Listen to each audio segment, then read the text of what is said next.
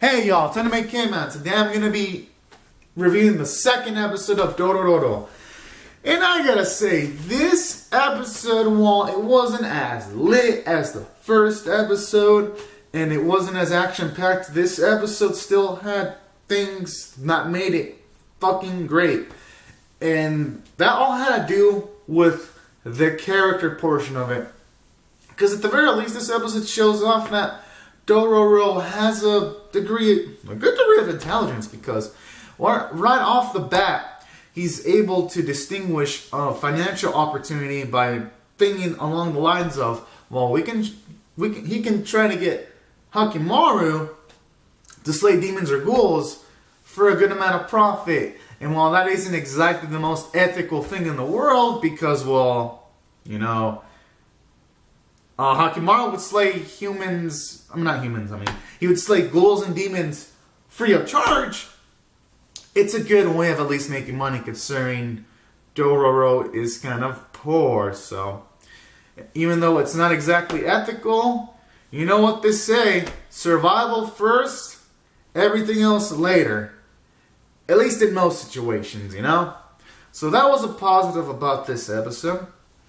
It showed us more characterization for him. And at the same time, for Dororo, it also gave him a bit of character development, because there's a portion in the episode where he thinks this demon is a human, but he was actually tricked, because Hakimaru instantly knew this human-looking thing was actually a demon, because he can see like this shade of red, but Dororo can't, because he doesndoesn't have that ability.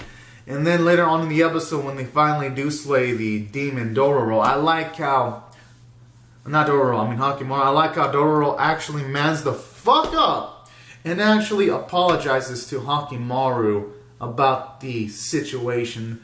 So I kind of like that from this episode. It shows you that when Dororo commits a mistake, he's even considerate enough to actually apologize for it, and he's not that prideful to the extent that he'd be like, no, it's not my fault. So I like that. It shows a humble quality to Dororo, and it develops his character simultaneously. So from a character standpoint, it did the boy justice.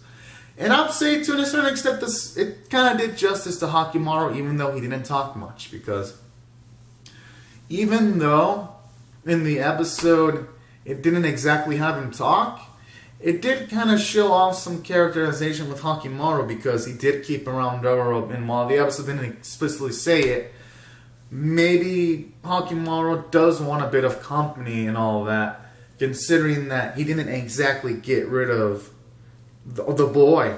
Like, he wants to have some company with him, so... At least that's what the episode seemed to be implying, because a lot of people don't want to be themselves.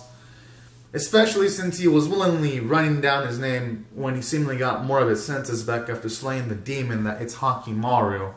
And he didn't reject Dororo or write down stay away from me. He just wrote down his own name, and that's it.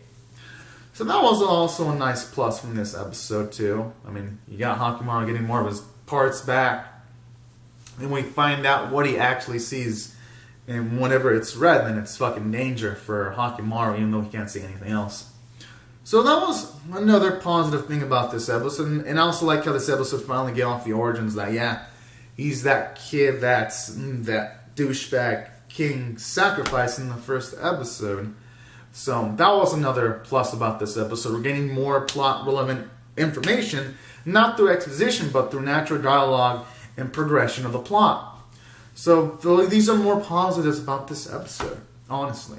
So I think it did both of our main cast justice, and it even gave us some characterization about the old man, too, a little bit.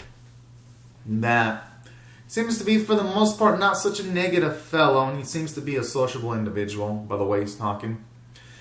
And at the same time, this episode had some pretty cool action. Not a lot of action like the first episode, but what we got was still cool. It was well animated, and it wasn't still shot heavy. So I'd say even from the story standpoint, it did pretty well. So character and story standpoint, this episode's above average. From the animation and art department, it's also above average. And while this animation isn't as lit as the first episode, it's still way above the animation quality of most of the animes that have premiered this season. And I would know, because if any of y'all have checked out my channel, I have reviewed and reacted towards the majority of the animes that have premiered this season. So, yeah, this is, I can safely say this is above the quality of most of the animes that have aired this season, in my opinion. Definitely. So it's still doing well in that department.